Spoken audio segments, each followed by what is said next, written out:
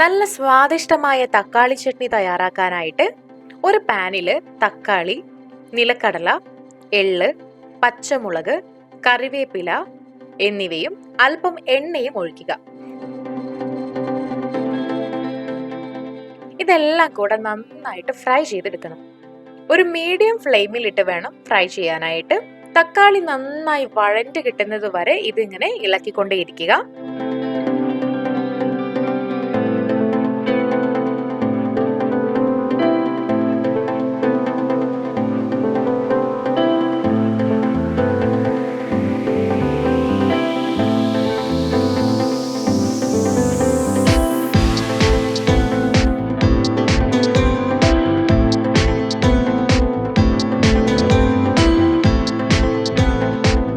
ഇനി ഒരു mixer jar എടുക്കാം. അതിലേക്ക് വെളുത്തുള്ളി, ഇഞ്ചി, പഞ്ചസാര, അല്പം ഉപ്പ് എന്നിവയും ചേർക്കാം.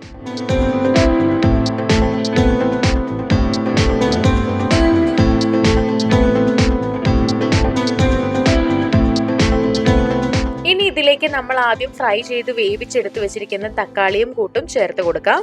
ഈ തക്കാളി എല്ലാം നന്നായിട്ടൊന്ന് തണുത്ത ശേഷം വേണം മിക്സിയിലേക്ക് ഇട്ട് കൊടുക്കാനായിട്ട്.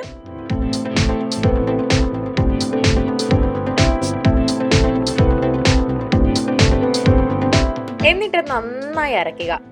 അരച്ചു കഴിഞ്ഞിട്ടുണ്ട്. നമ്മുടെ സ്വാദിഷ്ടമായിട്ടുള്ള തക്കാളി ചട്നി ഇവിടെ തയ്യാറായി കഴിഞ്ഞു. ദോശയുടെ കൂടെയോ ചോറിന്റെ കൂടെയോ ഒക്കെ നിങ്ങൾക്കിത് കഴിക്കാവുന്നതാണ്.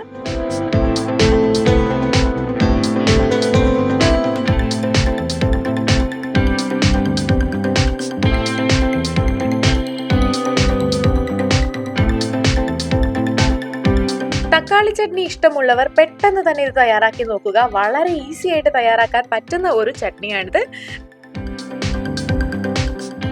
വീഡിയോ എല്ലാവർക്കും ഇഷ്ടമായെന്ന് വിചാരിക്കുന്നു. ഇഷ്ടമായെങ്കിൽ ലൈക്ക് ചെയ്യാനും ഷെയർ ചെയ്യാനും മറക്കരുത്. ഇതുപോലുള്ള കൂടുതൽ റെസിപ്പികൾക്കായി സമയം മലയാളം സബ്സ്ക്രൈബ് ചെയ്യുക.